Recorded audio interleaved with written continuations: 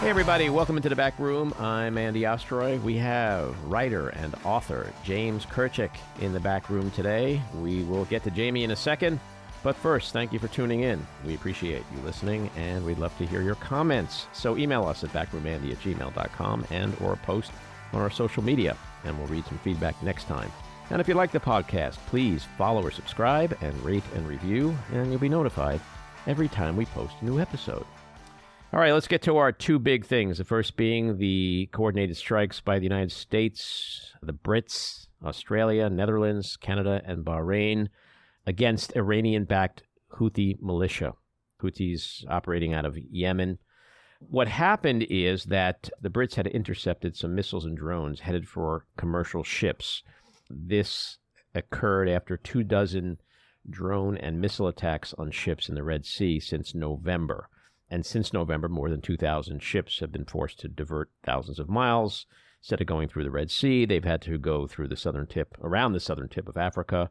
The number of containers traveling daily through the Red Sea fell by more than 60% from 500,000 in November to 200,000 in December. Global trade has fallen 1.3% in December. The U.S. and its allies issued warnings, and the Houthis ignored those warnings, and so last night, the U.S. and its allies decided to attack. So this further expands what is already a complicated situation, and conflict in the Middle East threatens to not only bring the United States deeper into it and its allies, but also Iran, which people have been concerned about since the Hamas attack on Israel, since October 7th. So the situation just overall seems to be getting worse, not better. And now the concern is how, not if, how and when the Houthis will retaliate, and will it be contained to what most experts believe is parts of Israel, or could they strike with terrorist attacks in the United States? Yeah, this is not likely to be the last strike by American-led forces, because the Houthis been there for a decade and they're well ensconced, and we know they're going to quote-unquote retaliate.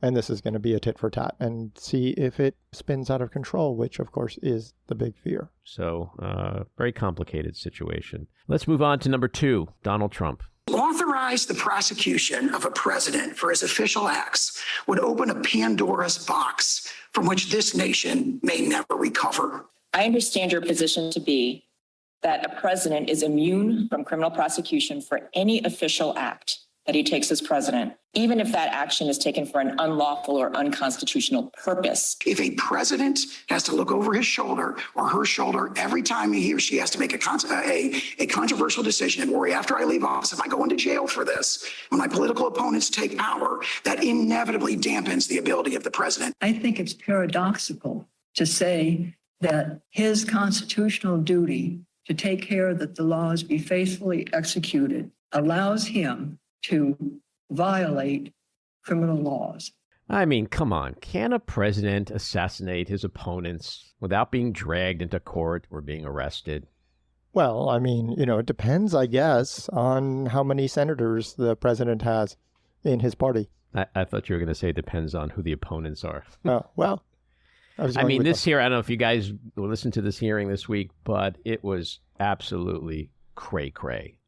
The attorney for Donald Trump, John Sauer, literally argued in court that former presidents should have immunity, even in cases where they enlist SEAL Team 6 to assassinate opponents, even if they sell pardons, even if they sell military secrets. And the basis of their argument, what's contradicting, they're claiming that Trump should have absolute immunity. At the same time, admit that a president or former president can only be criminally charged if he was impeached in the House and convicted in the Senate. So then that means it's not absolute. Right? For one narrow piece. Well, but absolute is absolute. Right. I mean, see, that was the contradiction. Yeah. So in their argument, they literally refuted their entire defense. Well, it was also contradictory to the impeachment hearing, where they argued that he could easily be prosecuted by the Justice Department after the impeachment. It didn't matter about the impeachment, that what he did wrong was justified. Well, it could be prosecuted by the Justice Department. And of course, John Sauer was confronted with this contradiction, and he basically said, well, I didn't say that. Well, yeah, he said something like, I can't tell you what was in the heads of the senators back then. But it's they burn the candle at both ends. This is what they do. I mean, this is just a delay tactic because I think that they know that this is going to the Supreme Court. And if the Supreme Court takes this case or doesn't, whatever the case is, it could delay the actual criminal trial. That is their goal. I think the court understands the stakes here. And my thinking is that the trial may not start on March 4th, but it will start shortly thereafter. I think this is a cut and dry case. The argument that a president should be able to assassinate opponents. I mean, we're in some crazy place right now. Agree completely. They'll never rule in his favor. That I agree with you completely. I'm just wondering what they'll do that could create delay tactics. I'm astounded by how quickly this is moving, how the turnaround is so fast. And I think the Supreme Court, if and when it gets involved, is going to respect that time frame because of the importance to not only the election, but to democracy. All right, let's get to our winners and losers. My loser, Trump, for not signing a loyalty oath requested of candidates for election in Illinois that asks, amongst other things, to swear that they won't support overthrowing the government. He did sign one in 2016 and 2020. Winner, okay, friends, let's go escape this scary political landscape with two fantastic movies, Ferrari and Poor Things. They are fabulous. My loser this week are the Republican governors in 15 states that rejected summer food money for kids. Especially, I want to call out Iowa Governor Kim Reynolds, who actually said that when considering insecure youths, when childhood obesity has become such an epidemic, we really can't extend our summer food money. My winner is the appeals court judge Florence Pan for destroying Trump's immunity claims when she posed the hypothetical questions that flesh out the bounds of Trump's immunity argument. My winner, New York Attorney General Tish James, who continues to be rock solid in her obsession to uphold the law, no matter what bullshit Donald Trump flings her way. My loser, the entire Republican Party. Need I say more? Which brings us to this week's rant. After Wednesday night's meaningless GOP debate between Ron DeSantis and Nikki Haley, and simultaneous Fox News town hall with Donald Trump, Haley's biggest supporter and surrogate, New Hampshire Governor Chris Sununu, went on CNN with Caitlin Collins and reiterated that he would still vote for Trump if he was the nominee, even if he's a convicted felon. And once again, Sununu, who's repeating the same promise made by countless other leading Republicans, demonstrated just how broken the Republican Party is, how leaderless it is, how coreless, soulless, and ethically, morally, and legally bankrupt it is. Sununu claims that President Joe Biden is so bad, so dangerous, that even Trump would be better. Well, he's dead wrong. Joe Biden is a fine man, a decent man, a family man, a man of faith, character. He's compassionate, empathetic, smart, intellectually curious, highly experienced and capable, and perhaps the most successful, productive first-term president in modern American history, if not all of history. By contrast, Trump is a sick, twisted, sadistic, cruel, deranged, pathologically lying, sexist, racist, corrupt, sociopathic, sexual abusing, dictator wannabe, insurrectionist traitor who's twice impeached, 4 times indicted on 91 felony counts, and doesn't give a flying fuck about anything or anyone but himself. Which is why people like Sununu cannot be taken seriously, because they know they're full of shit. They're just weak, feckless cowards, pathetic sycophants driven by fear and a craving for proximity to power. In spite of this, I remain an optimist. I believe Trump will lose, and lose big in November. I'm not even sure he'll be on the ballot or be the nominee. But if he is, Biden kicked his ass once before, and will do it again. And that was before impeachment, insurrection, and multiple criminal prosecutions. Trump's base has shrunk. Fewer Republicans support him now than in 2020. And a candidate needs more voters, not less, to turn a past defeat into victory. Donald Trump is clearly more deranged and dangerous than ever. I trust my fellow Americans will once again do the right thing and keep him as far from the Oval Office as possible. And I also trust that the nation's courts, including the highest court in the land, as well as Republican election officials and secretaries of state, will continue to protect and defend our democracy. So let me tell you a little bit about Jamie Kirchick.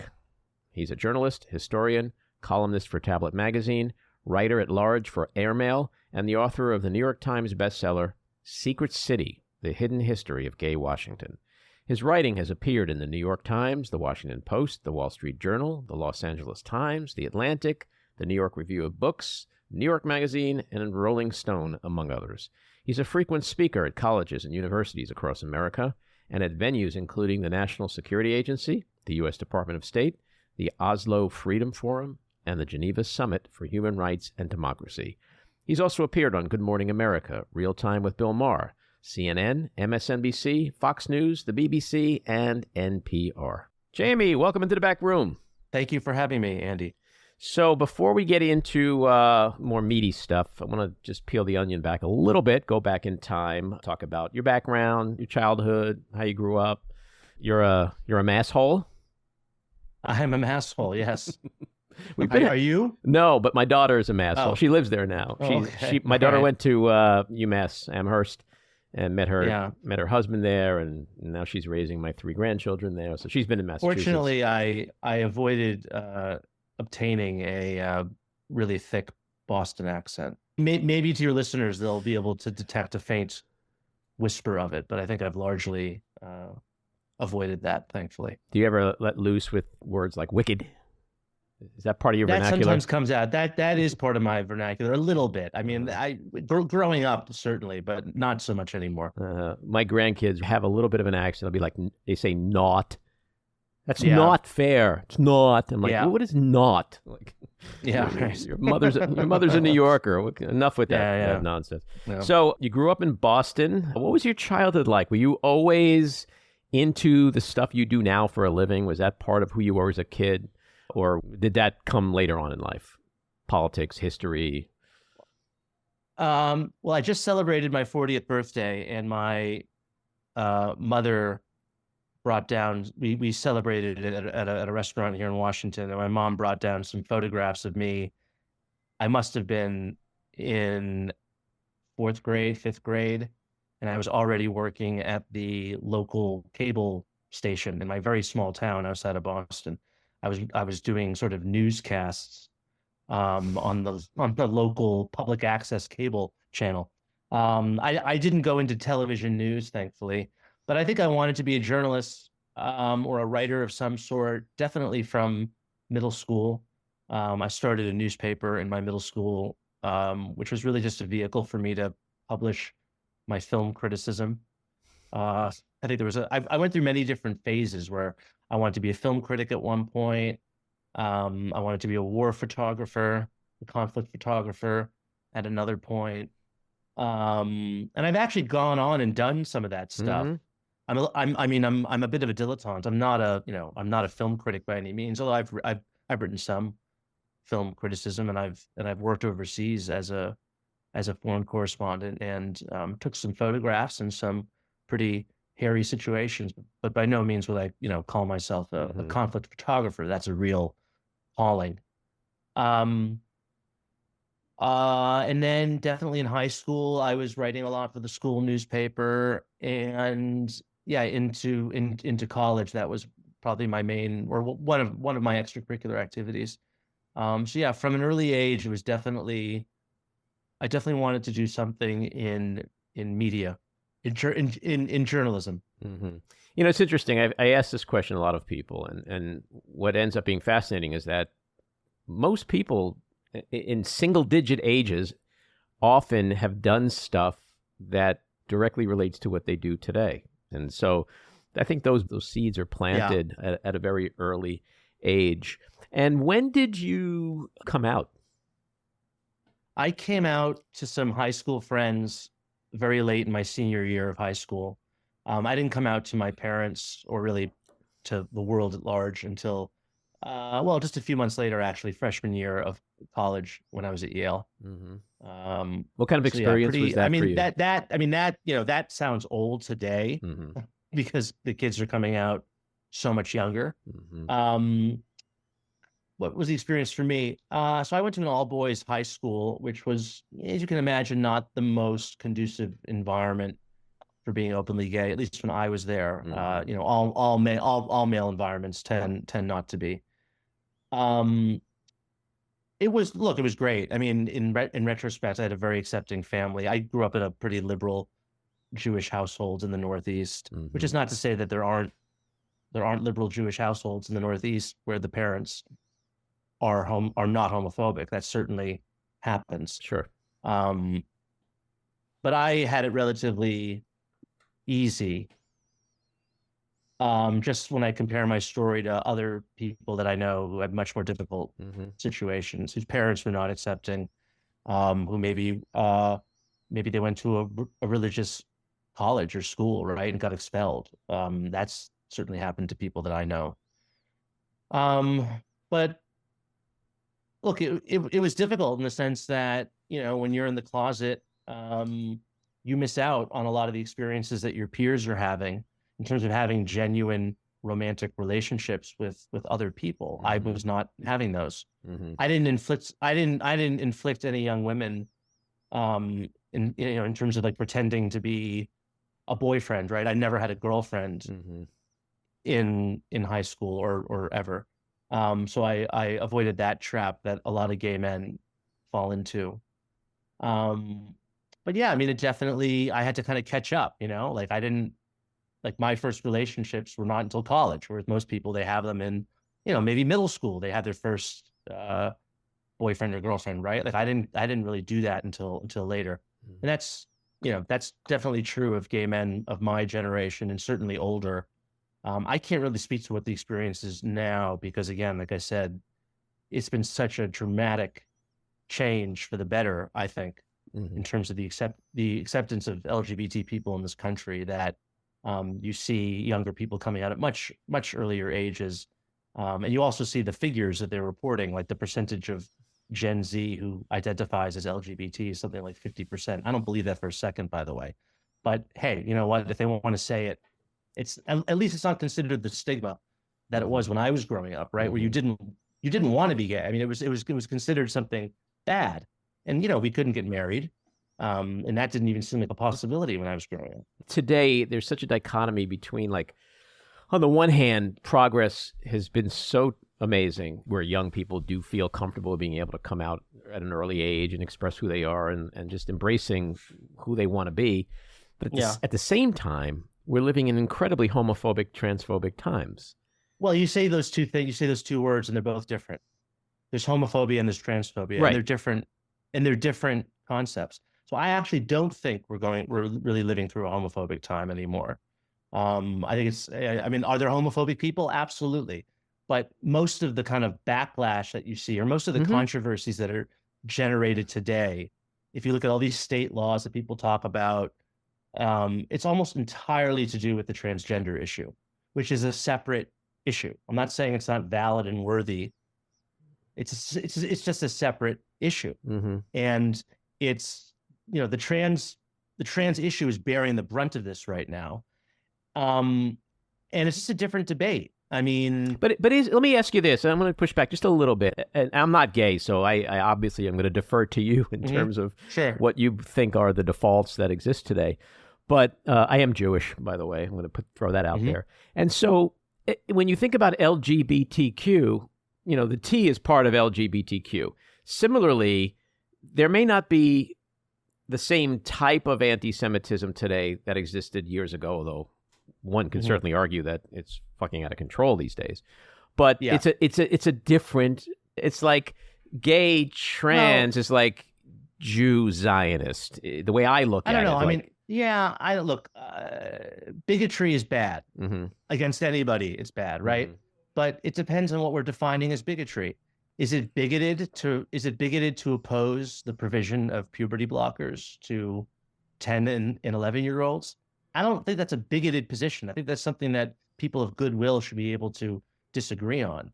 And I'll just say, as a gay man, I'm very concerned that I think a lot of these young people who are claiming to be trans or non-binary, because they are gender non-conforming, and in some cases they're going on, hormone blockers, and even more seriously, having irreversible medical procedures done to them. I think a lot of those kids are actually gay, right? These are gender non-conforming kids. And, it doesn't take a rocket scientist to realize that, if you have a gender non-conforming kid, there's a good chance they're going to grow up to be gay, right? Like the boy who plays with his daughter, with his sister's dresses. And we know this, by the way. This has been scientifically proven that most kids who report gender dysphoric feelings actually grow out of them as they get older, and that most of those who grow out of them end up being gay. So I'm very concerned that a lot of this kind of transgender craze and this spike, this absolutely massive spike in young people reporting transgender identity, I am concerned that we are sort of swept up in a fad.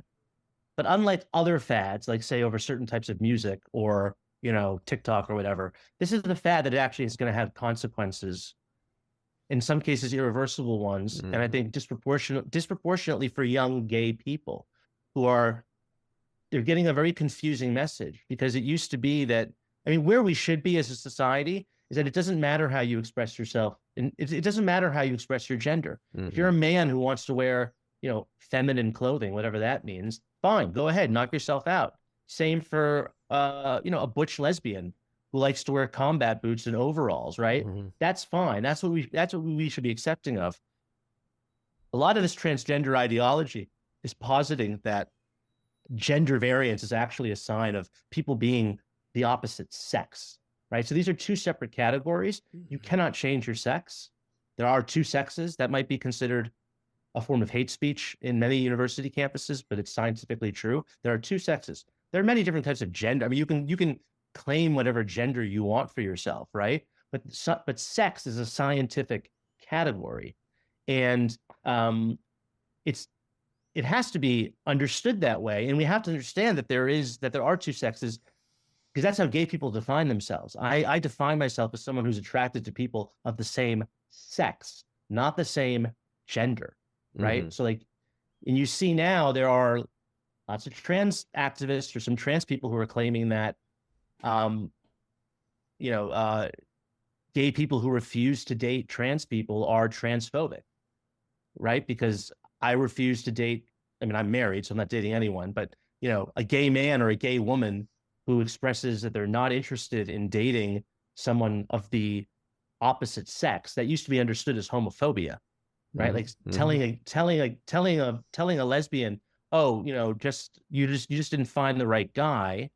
That's homophobic. But there are trans activists now who say that, there are trans women who say that, oh, like these lesbians refuse to date me, they're transphobic. No, they just don't want to date someone who has a penis. Like, why is that such a problem? So all this stuff that's going on now, I don't consider it, I have a lot of issues with the transgender movement, which I think I should say with transgender activists, because I don't think they speak for most transgender people.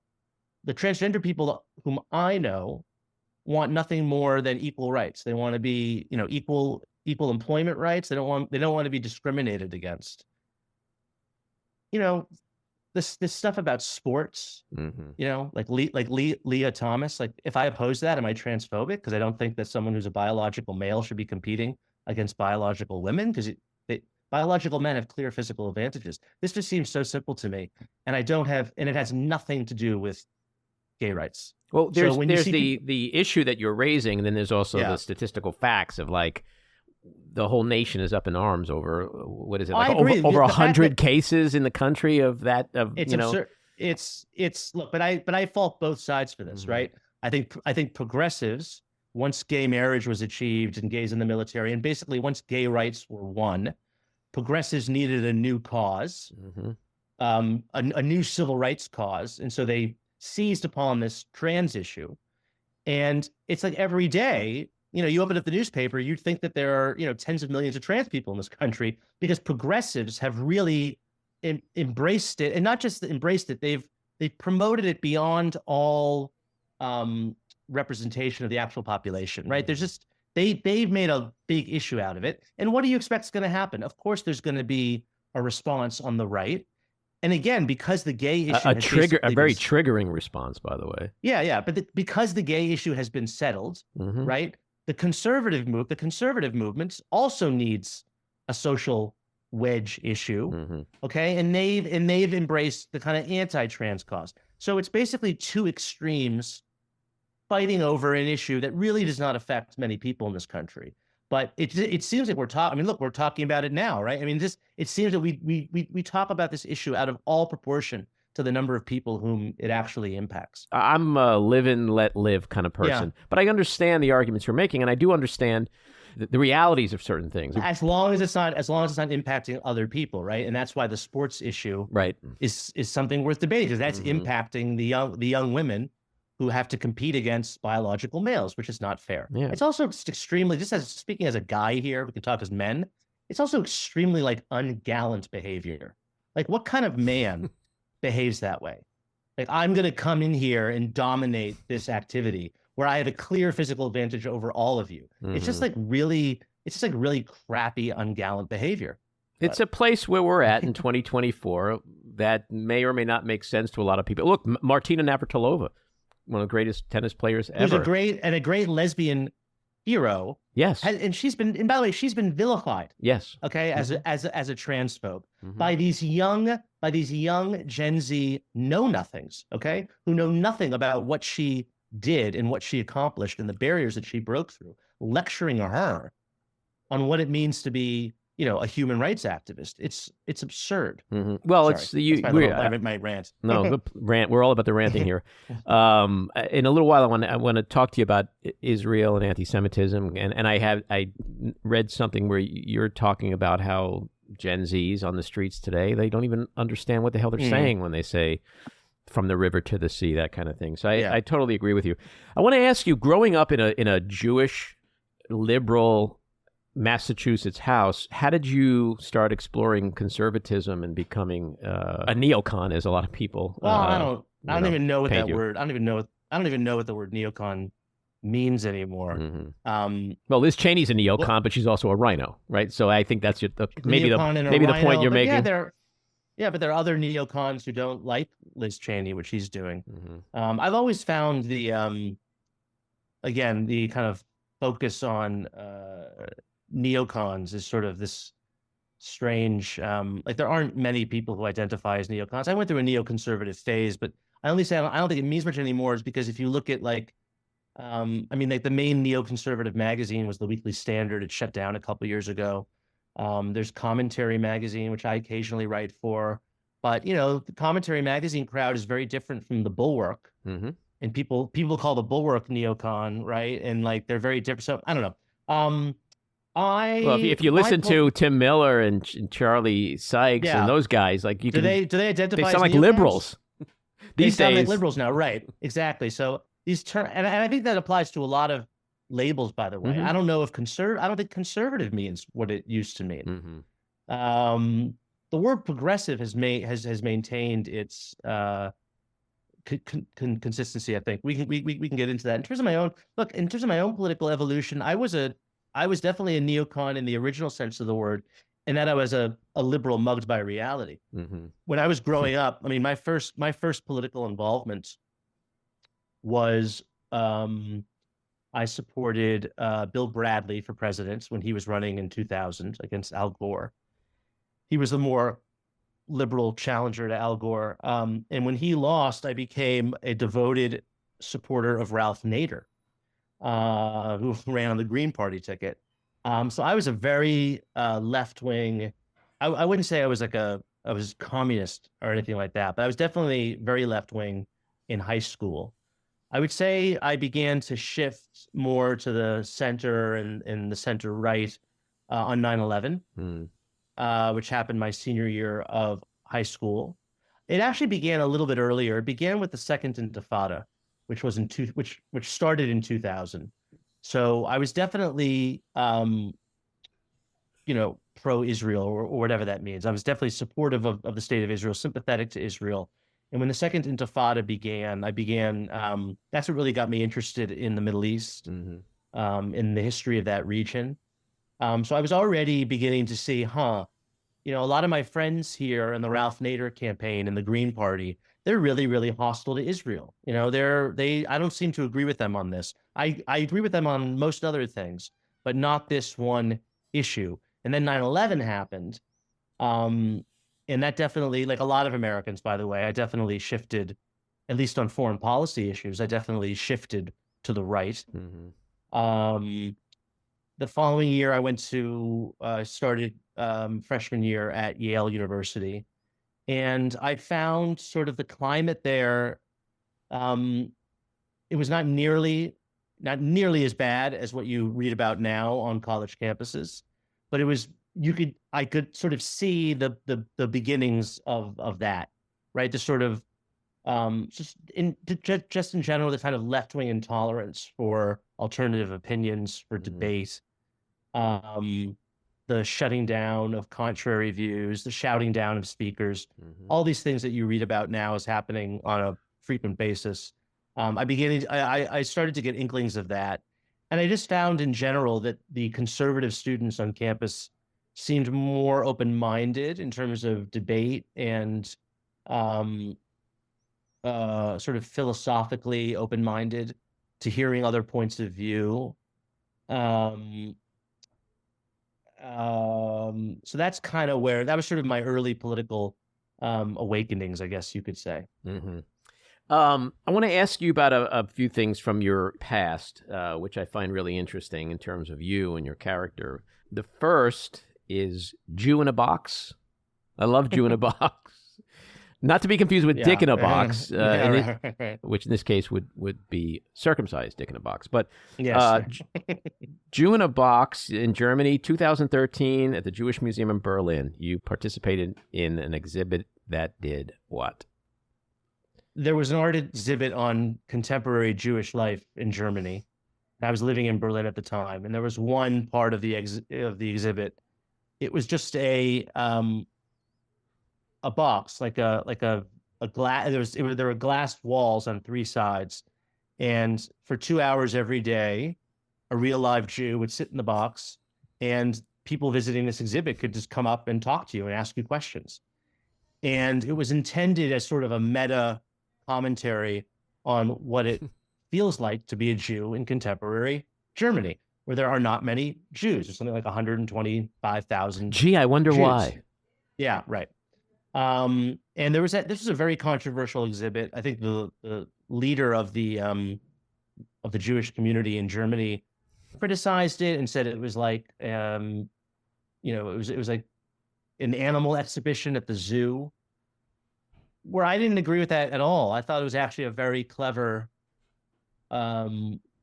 perspective, because I lived in Germany at the time, and it definitely felt like that sometimes. You definitely felt like you were an animal on an exhibit, and that's what that exhibit, that's what that piece of art was trying to say, what it was trying to show.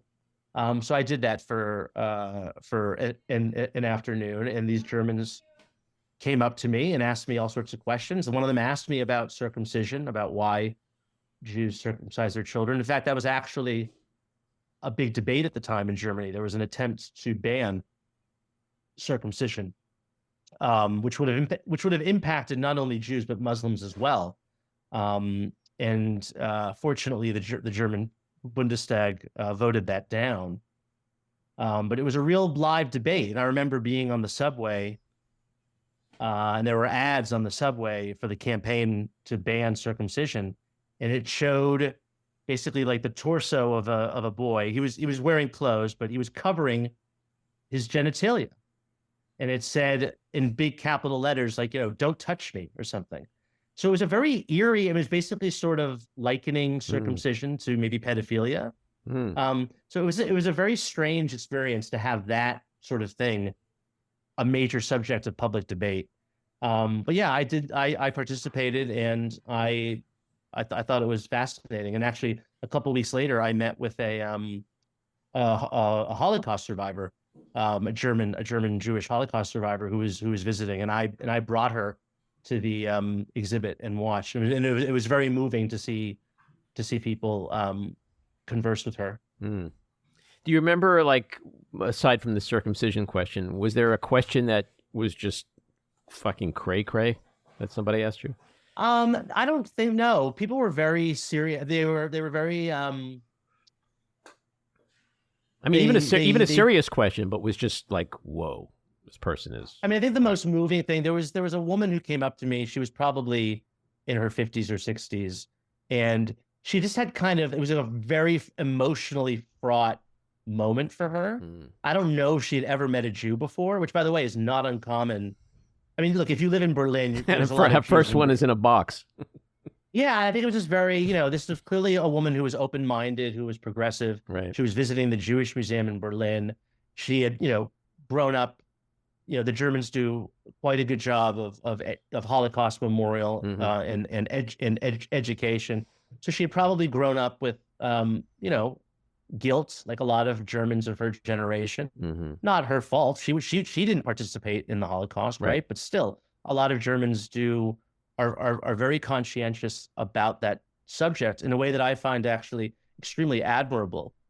And she was just very emotional. I think it was a very kind of difficult, overwhelming experience for her to, like, actually, meet a Jew in this way. Did anyone apologize, even though they weren't connected? No. For the Holocaust? I'm Holocaust? trying to remember. I mean, I have to go back and read the article I wrote. The Holocaust did not come up per se. No one kind of brought that issue up. Because that's kind of hovering over every conversation about Jews in Germany to this day. There is that issue obviously looms large, and it's actually looming large now over kind of the debates regarding what's going on in the Middle East and Gaza and whatnot. And there's a very important, and I'm deciding whether or not to weigh in on it, debate going on in Germany right now about the kind of memory culture and, have the Germans gone too far in combating anti-Semitism? Are they censoring or stigmatizing speech that's, just pro-Palestinian, and they're interpreting it as being anti-Semitic? Have they sort of, closed down avenues for debate and discussion because of this Holocaust guilt? History is a very fascinating subject in Germany. I mean, because it weighs so much on everything. But I would imagine it's a difficult choice for someone like you to make, especially today, because you talk about free speech, and then you can talk about free Palestine, and you can talk about what's happening in Gaza, but then it almost always leads to, that's why we must kill all Jews and take the country back. So it's like, it's hard to separate out any of that. It's just all connected. But the other thing I want to ask you is, also in 2013, I believe, you were invited to go on RT, Russian television, ostensibly to talk about Bradley Manning, who was an Army private who was accused of leaking classified information. And when the time came during the interview to talk about that, you refused, and you just lambasted the country and Putin in terms of the anti-gay policies. And so that was a pretty ballsy move, I got to say. Well, thank you. I appreciate that. Yeah, this was in the summer of 2013 when the Russian government was passing a law that would have made it illegal to promote non-traditional sexual relationships to children, which they meant basically promoting homosexuality to children. It was a very broadly worded measure that would have, it has, since it was passed, it's basically made it illegal to really talk about homosexuality in any way that's not condemnatory, right? So, and it's very vaguely written. So yes, people have gone to jail for this. They've been penalized. It's a real serious assault on freedom of expression. And yes, I was invited not to talk about that. I was invited to talk about Bradley Manning, now Chelsea, but Bradley at the time, who was being sentenced to prison. And they wanted me to come on because I had written an article advocating for a very harsh sentence. And so I came on, and I happened to be in Stockholm on vacation when the request came in. And I just said to myself, I would never go on this network under any circumstances, because I think it legitimizes the Putin regime. It's not a real news network. It's a propaganda outlet. But this seemed like a situation where I could make an exception.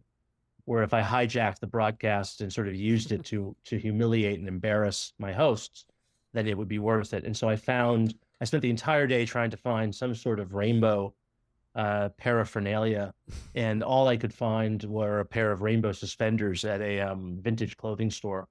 And so, yeah, when the time came, I went into the studio in Stockholm and pulled on the suspenders, and I didn't have a script or anything. I just started shouting at the hosts, calling them propagandists, and they should be ashamed for themselves. And yeah, you can watch it online.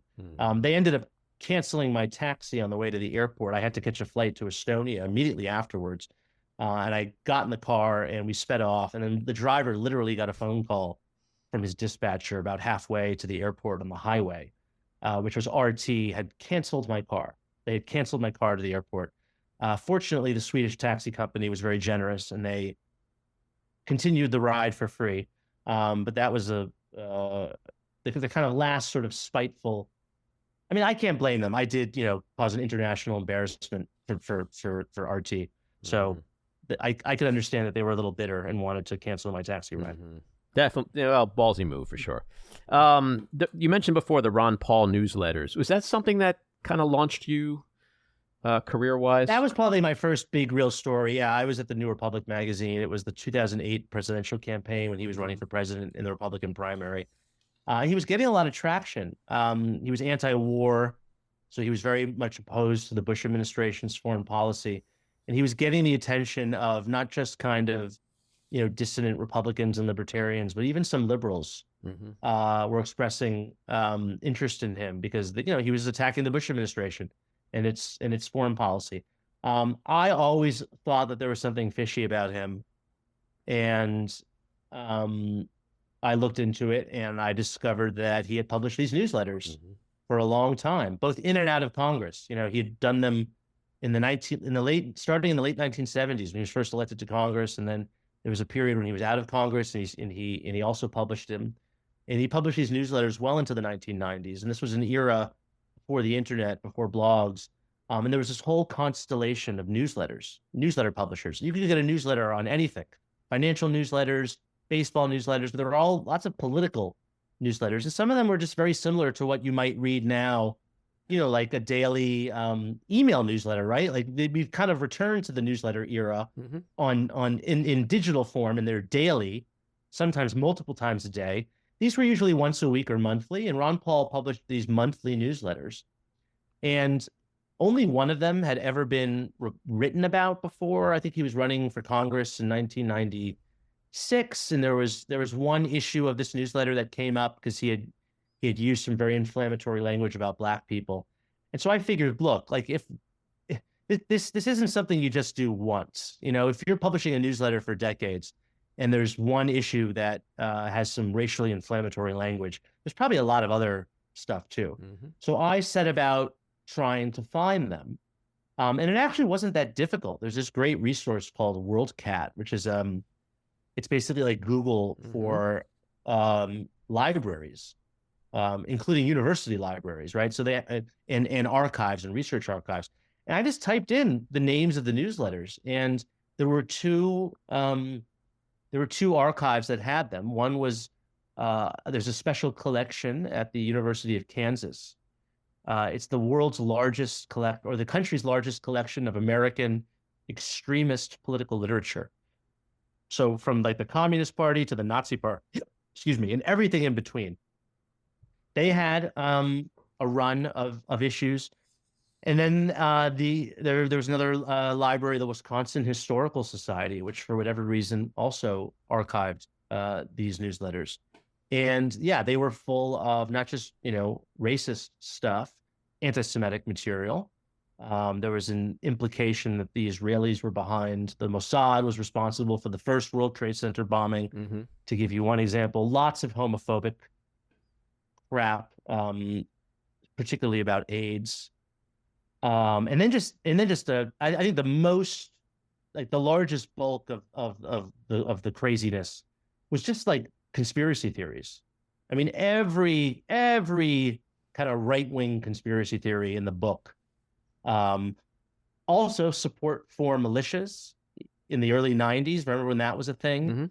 Ron Paul was there. You know, he was expressing sympathy for David Koresh and the Branch Davidians. So yeah, it was nuts. And he ended up denying that he had written them, which I think is technically true. I think he had a ghostwriter, almost certainly a man named Lou Rockwell, who runs a very far right think tank in Alabama, and was a longtime staffer of Ron Paul's. But you know, that doesn't absolve you. If you have a newsletter called the Ron Paul Survival Report or the Ron Paul Freedom Report, they all went out under his name. They were all written in the first person. Okay, so it's your responsibility. And if you can't even manage a newsletter, then how the hell can you run a country, right? So I like to think that article I published, really damaged his political reputation. He ran for president again, you might recall, in 2012, and those newsletters definitely came up then too. Let me ask you about your book, which came out just a little over a year ago, Secret City, The Hidden History of Gay Washington. Curious to know what motivated you at that time to write about that subject. I know you've said, quote, the only enemy we have is the closet. What brought you to that subject at that particular time? Well, I've always been interested in Cold War history. I really think that began probably when I read 1984 in the 6th grade. And at Yale, I studied Cold War history. I studied under John Lewis Gaddis, who's probably the preeminent Cold War historian. And then I moved to Washington, and I began to realize that Washington's a very gay city. There's a lot of gay people there, particularly gay men. And that it had always been that way, or it had been that way for a very long time. This was not a new development. And then the more I was reading, the more it kind of came to gel in my mind that this issue of homosexuality and the secret of homosexuality used to be, until fairly recently, really the most dangerous political liability in American politics, right? And that there was really nothing worse than being gay. You know, there's a quote that I quote in the book. You might have heard it from the corrupt governor of Louisiana many years ago, Edwin Edwards, and he was joking once. He was extremely corrupt, and he joked that the only way I can lose this election is if they find me in bed with a dead girl or a live boy. Well, on that note, you are quoted as saying, even at the height of the Cold War, it was safer to be a communist than a homosexual. Yes. I mean, but to go back to the other thing, you know, what he's saying in that is that the only thing as bad as murdering someone in American politics is being a homosexual. Right. He was joking, but that's the truth. And yes, it was worse than being a communist, because a communist could come out as a communist and become an ex-communist. And in fact, some of the most important and influential leaders of the early American conservative movement in the early years of the Cold War, people like Whittaker Chambers, were former communists. And you see that today too, right? Like you see people, even today, conservatives love the liberal or the leftist who renounces the left and comes over to the right, right? And that's the same. It's the same, by the way, on the left too. Conversion therapy. You mentioned Liz Cheney, right? She's a political apostate. So there's nothing more that people love in American politics than a political apostate, because they can come over and tell you, yes, all those things that you hate about, you know, the left or the right, they're all true. And I know because I used to be like them.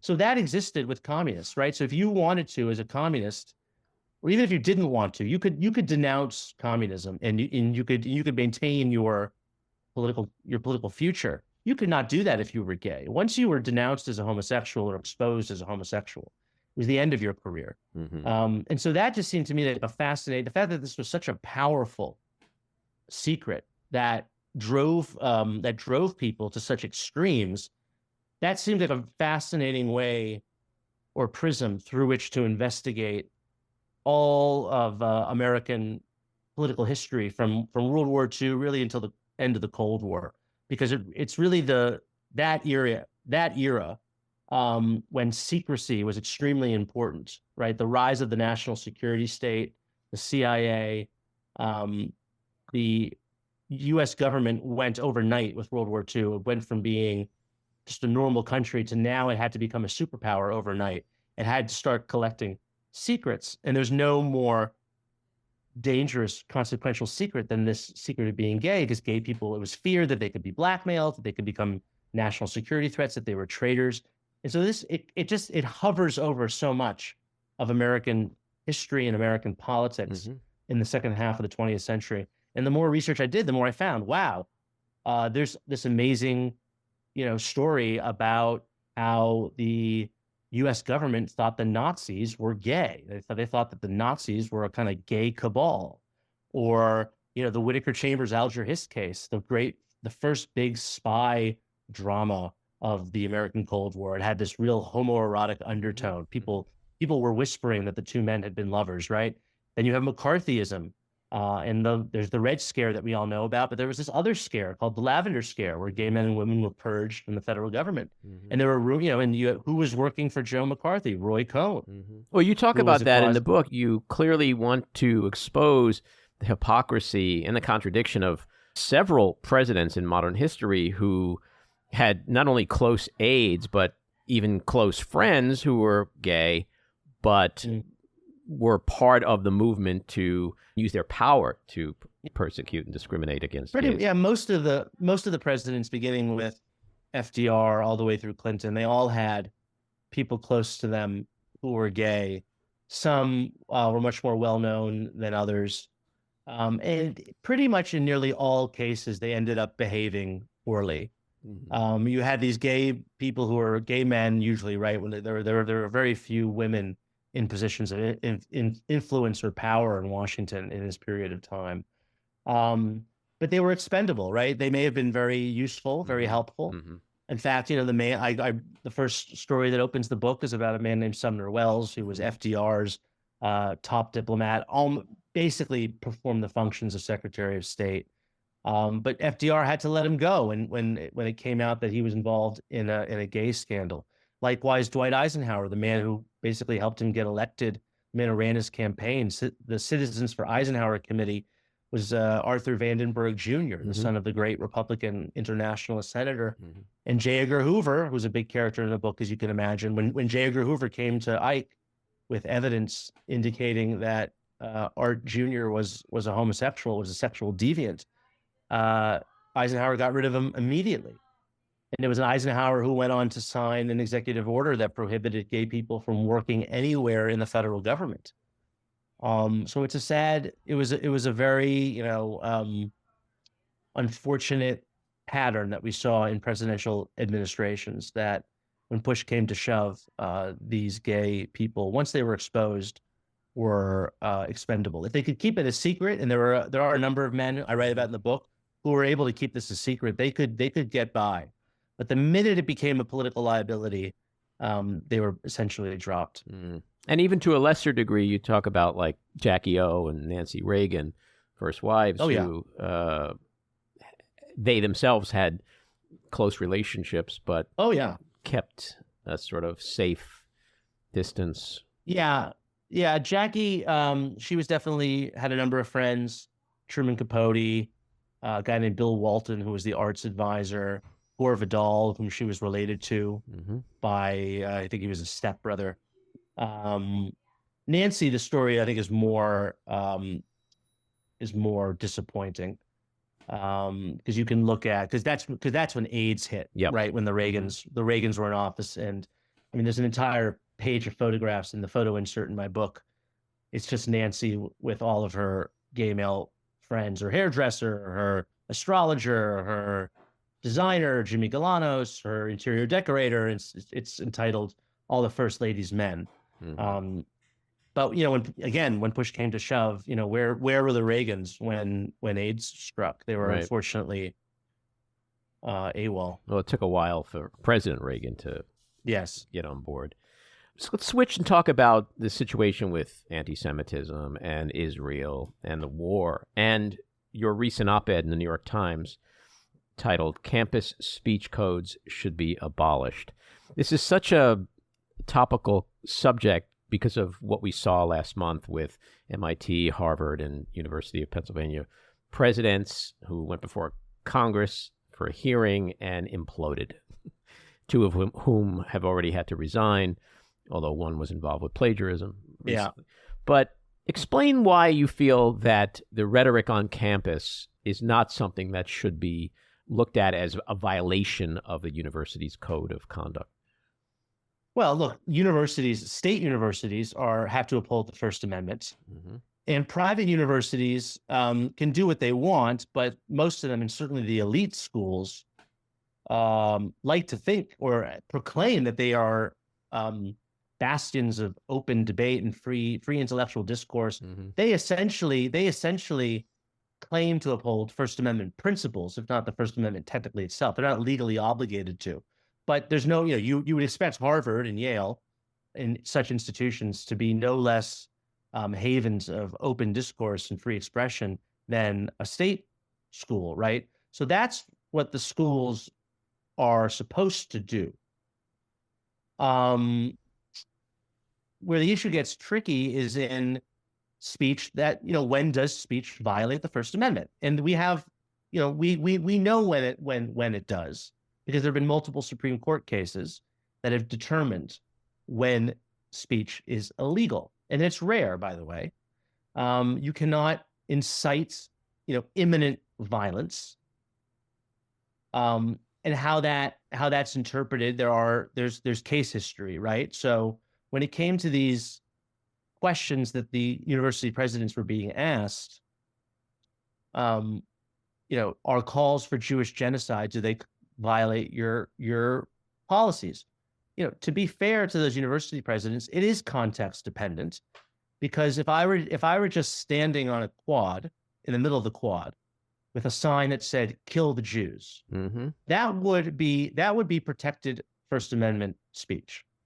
If I'm standing outside of the Hillel or the Jewish Center on campus Mm-hmm. with a sign that says that, and I'm shouting it, that might I'm not a constitutional lawyer, but that could very possibly be considered a violation of the First Amendment. It is harassment in that case, right? That is not acceptable. Even if it's a private institution who says, okay, it may be okay in terms of free speech, but it's not okay here. Sure. And so that then the issue, if that's going to be the rule, by the way, that these schools are going to uphold, Mm-hmm. The problem is that their answer when they said context dependent is there's lots of other speech that they've been allowing on campus. Absolutely. That is far less against other groups. Mm-hmm. That is far less offensive or discriminatory or whatever when it came to other favored groups, that they were perfectly fine with punishing. But for some reason, when it came to Jews, they had it's context dependent. Mm-hmm. Now, what I want, as I said in that New York Times piece, is I want more free speech. I don't want campus speech codes. Okay, so that means if someone says, I don't want to use your pronouns, or I think pronouns are ridiculous, that's not going to be considered a hate crime. Okay, Mm-hmm. that's not going to be punished by the university. Currently, now, saying things at Harvard, for instance, there was a professor, Pauline Hooven, who was a biologist, who said that there are two sexes. Okay, she was driven out of the university. Mm-hmm. That's preposterous. That is preposterous, and that is why I think that was the real problem. That was my problem with the university presidents. It wasn't their answer to that particular question, because again, as I said, they're technically correct. It is context dependent. Mm-hmm. The problem was their sheer hypocrisy, was that they don't believe in free speech. None of those university presidents believe in free speech. I could cite for you specific cases. I just said one for Harvard. There was a case at MIT where I think he was some sort of scientist who was invited to speak about some science-related topic. Mm-hmm. He had earlier expressed his opposition to racial preferences in university admissions policies. His speech was canceled. Okay, that's a perfect example of a university doing what it should not be doing. Right, should not be penalizing people for their political speech. Well, in your piece, you address this by saying two wrongs don't make a right, and you say, quote, right, yes. if the problem with campus speech codes is the selectivity with which universities penalize various forms of bigotry, the solution is not to expand the university's power to punish expression. It's to abolish speech codes entirely. Yes, because I don't trust university administrators to be neutral arbiters. I don't trust anyone to be a neutral arbiter, which is why we have a First Amendment, right? Which is why we allow for very broad rights in terms of expressing yourself, because, one man's hate speech is another man's argument. Mm-hmm. That's why there is no legal concept of hate speech in American law. Mm-hmm.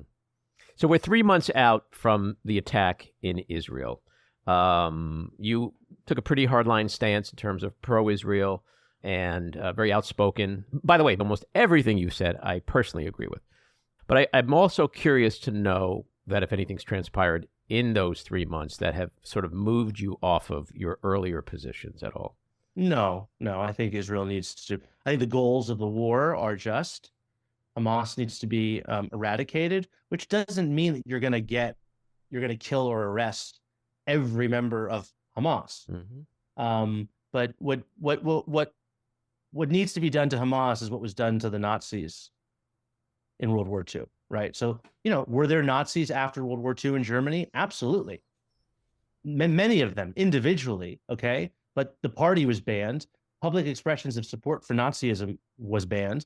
And there's been no, until now you could say that there's a far-right party in Germany 80 years later. But, in the immediate aftermath of World War II and for decades thereafter, Nazism was not a concern in West Germany, right?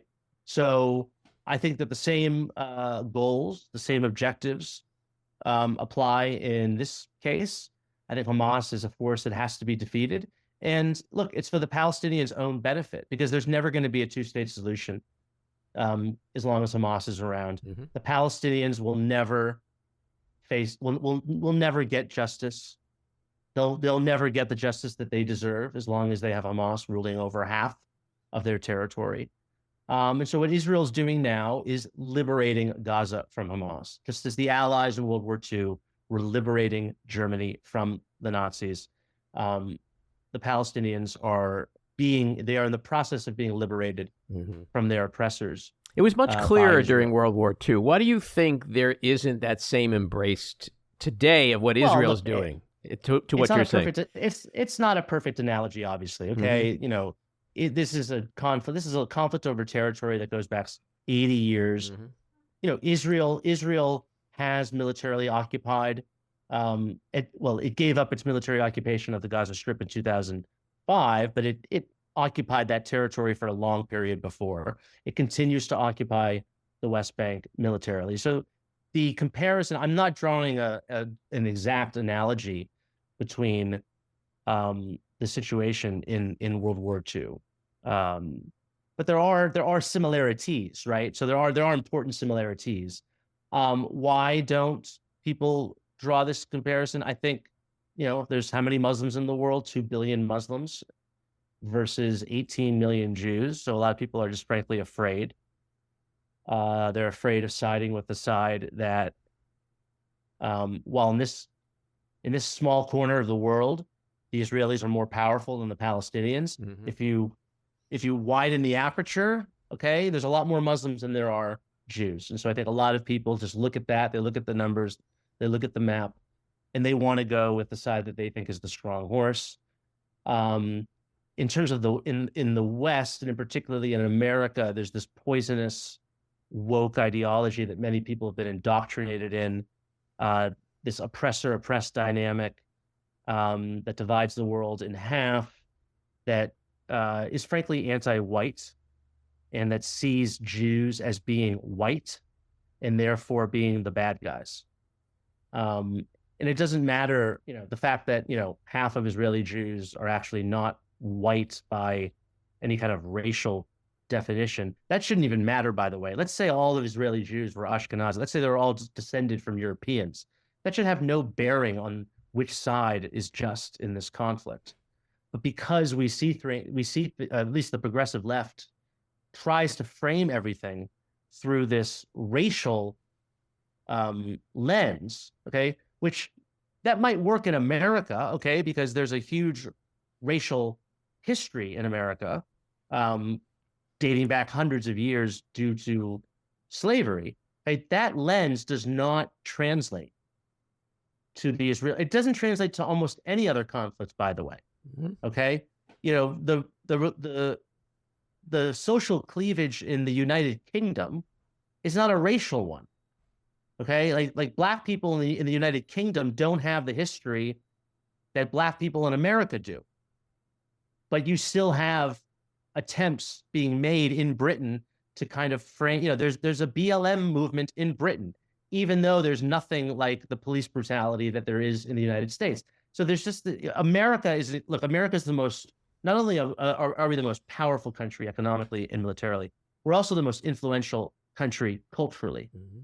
And that our debates, our conversations, the way that we see things, how we interpret things has enormous purchase all over the world, right? So, a black man can die at the hands of a police officer in Minneapolis a couple of years ago. And there are protests all over the world. Mm-hmm. That doesn't happen anywhere. There's no other country where a random police killing, which happens multiple times every day all over the world, there's no other country that can set off something like that. So when influential cultural figures and institutions powered by social media, when they decide to adopt a certain lens or prism through which to view a global conflict, it can be enormously influential. And I think that's what we've seen over the past couple of months, is that there's this progressive left-wing interpretation of Israel-Palestine, which views it as apartheid South Africa or as the Jim Crow South, right? That kind of genocide. Well, that's a different, Well, it's all part of it. Occupier, genocide, apartheid. Like, it's all the buzzwords that are thrown out there. Yeah, I mean, the genocide thing is even worse, because what you're doing there is you are accusing basically the victims of the worst genocide in history, the Jews. You're accusing them of being the perpetrators of a new Holocaust. And you'll see the Jews are now the new Nazis. After they were the victims of a mini genocide on October 7th. I mean, people losing they were the victim in this whole thing to start. Yeah, that's a different, yeah. But I just think that the American cultural conversation is extremely powerful and extremely influential.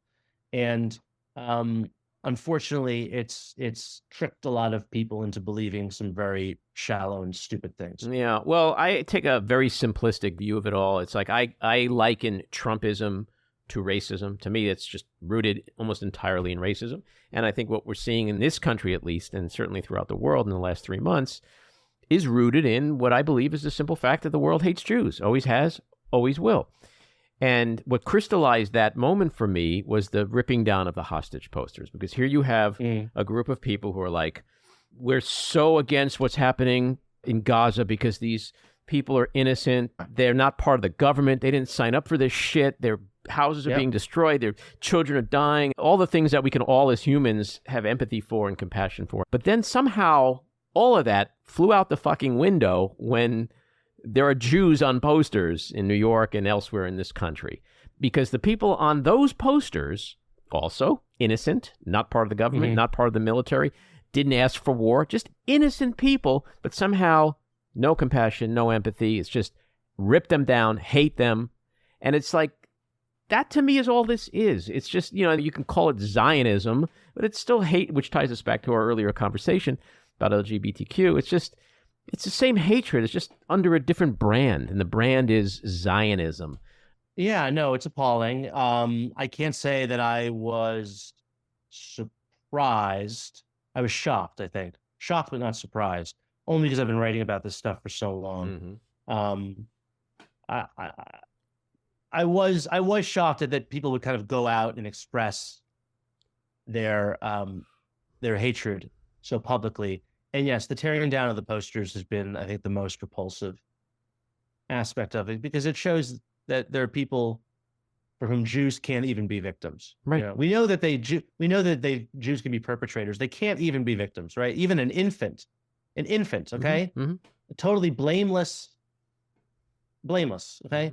That even that is considered, and that is what the Nazis believed, because the Nazis, what distinguished the Holocaust from every other genocide was its attempt at exterminating every single member of a group, including infants. Right, that had never happened before, and it hasn't happened since. By the way, all these people talking about how Gaza is the Warsaw Ghetto, or Israel's committing a genocide. It's, these people need to read some history books to realize how depraved and disgusting that those sorts of comparisons are.